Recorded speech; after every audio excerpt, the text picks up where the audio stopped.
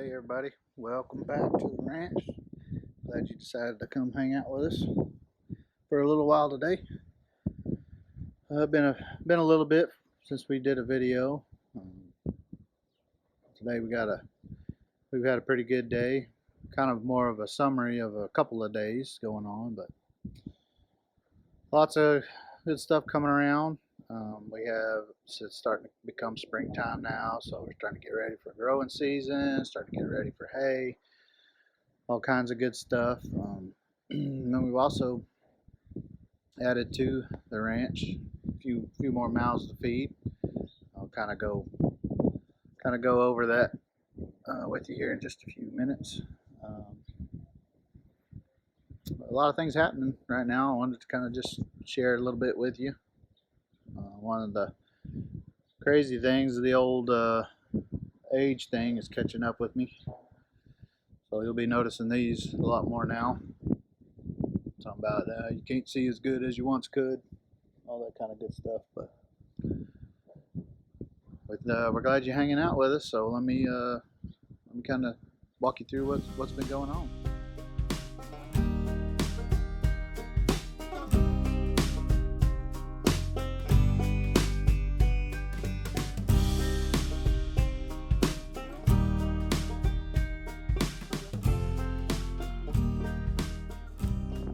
So back in the winter, we got rid of one of our bulls. He was retired from service. He kind of got too old to be able to do his job well, and because we're running cow-calf, if once a bull gets, bulls never stop gaining weight, and once they lose their, their athleticism continues to decline once they reach their peak. So eventually the weight outgains the athleticism, and then they start becoming a danger to some of the cows, the older cows, and then some of the lighter heifers that haven't been bred before. The heavier bulls, like the bull we got rid of, was over 2,400 pounds. And whenever they start losing that athleticism, they can't hold their weight up as much. And then they start leaning more on top of the cows, and obviously holding up 2,400 pounds is not easy. So we got rid of him, and we recently replaced him. Daddy, I just set your water right by my water there. Oh, okay. Well, thank you for bringing me some water. What do we do today? And get some new cows for me. Got some new cows for you. Is that right? What color are they? Black. Yeah. Are they who are they in the pen with? Iron Man. Who's Iron Man? The newest bull. The newest bull? The new cow's gonna be Iron Man's girlfriends? Mm-hmm. You excited about the new cows? And Look at the camera. You just pick up Rory from school, and you just going, and you just pick me up from school too. Yeah. What did we have when we picked you up from school? Cows. We had and Cookie Tie and Poppy. We had the new cows, the Cookie Tie, and Poppy. That's right. Good job, dude.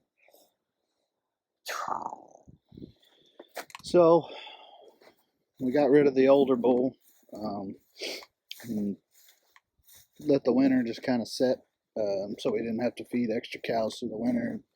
And then we went and purchased a new bull to be one of our herd bulls or herd studs to go along with Champ, the other bull that we already had. And so that, sorry about that, right there is Iron Man, as Wyatt has named him so affectionately. So now we have Iron Man and Champ do the work of our herds, or do the work of breeding our herd.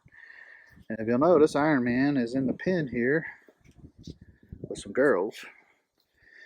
We went and got us a set of heavy bred cows, some younger cows. They're about 4 in age, and went ahead and got them bred so that we can have have the calves here on the ranch to continue doing what we're doing, kind of add to the herd, and then also to replace off some older cows that we have that will be retiring after they calve this year.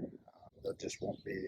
They start becoming a risk after a certain period of time. They're starting to look kind of poorly and all this and the other. So we decided we're not going to put them through the stress of another pregnancy, another winter, another calving season, and all that. So we'll retire them out of here after they raise the calves that they're either have already had this year or are about to have. But these girls here will be the new generation. And we decided that we're going to pair them with Iron Man. So they're bred, so he can't breed them yet, and it's not quite time to put the bulls out on the cows. But we're going to let them get acquainted with each other before we send them on to their pasture for the breeding cycle.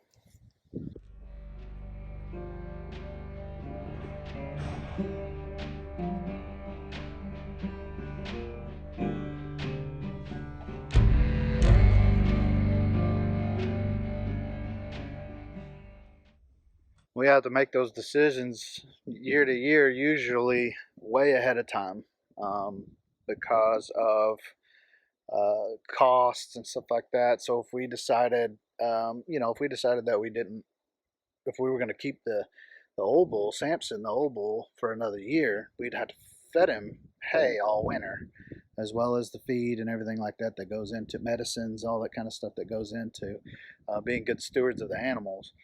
We'd have to continue that through the winter. So we made a decision late fall last year to make it to where we decided that he was going to be more of a risk if we kept him another year. So we decided to go ahead and retire him out of here, and that made him, cost wise for us, means we're not feeding him through the winter, and we're not having to do medicines or anything like that.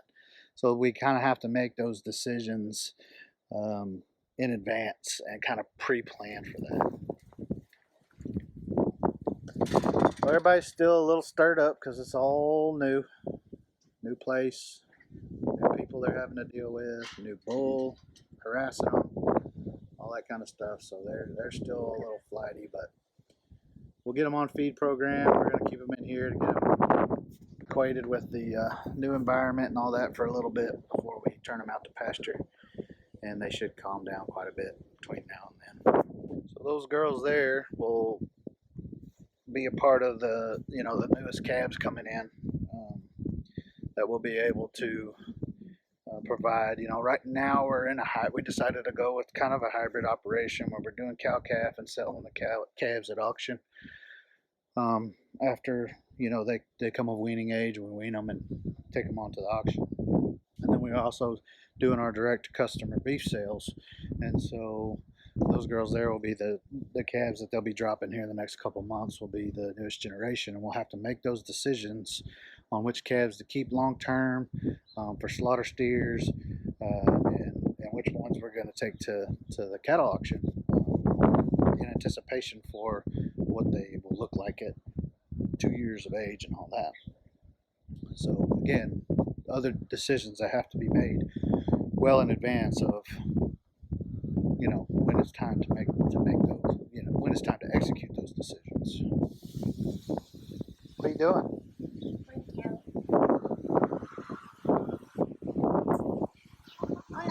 That cow is stuck. The cow gets stuck in the mud? Yes. What are you gonna do? A tractor will get it out. You got a tractor to get it out?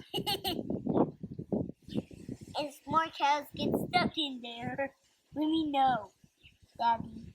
Oh no, the pen is broken. Are you a cowboy? Oh no, this cow is stuck. And the calf is stuck too. And of course, any day, hauling cows is a glorious job of mucking out the trailer. We got our expert on it over there. Try to make the trailer last for a while. You gotta clean the poop out of it. She's old, but she still gets the job done.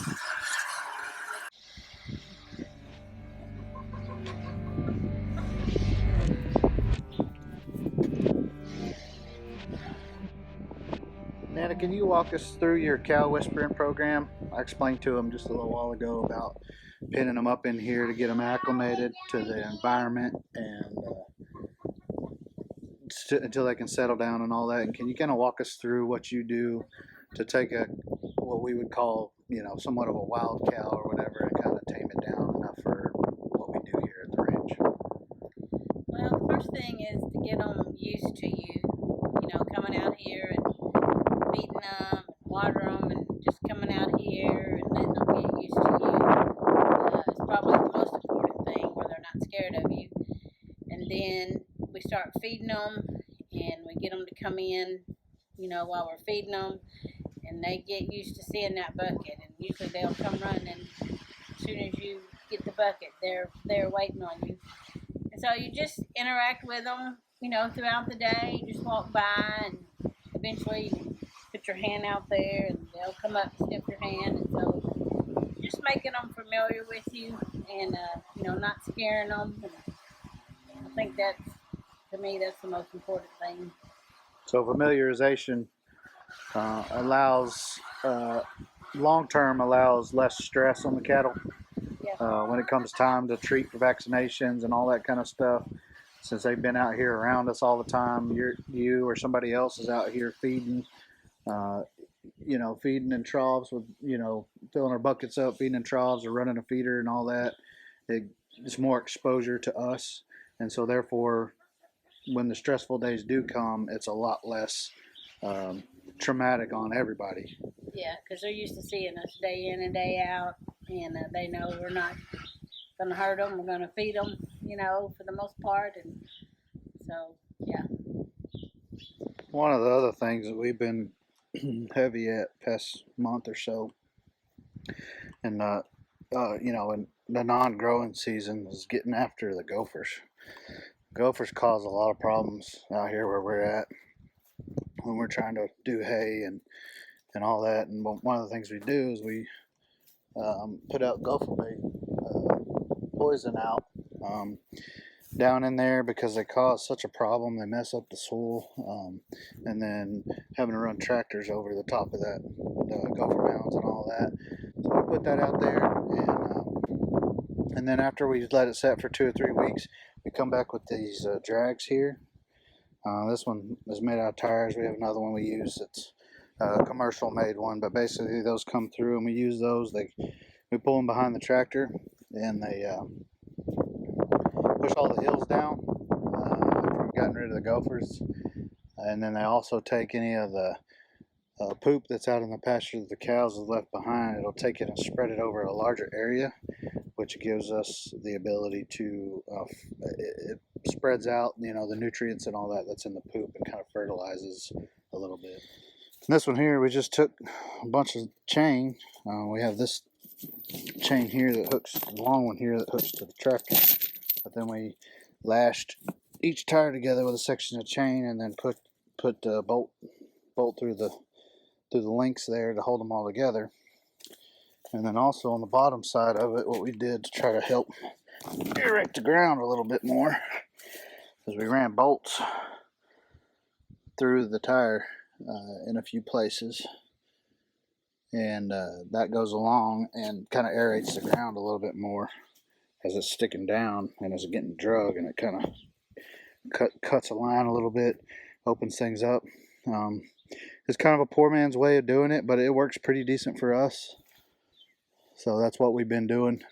We drug all that pasture and all the one over there, and then there's another couple pastures over that direction that we took care of. Try to make it a little easier on us during hay season.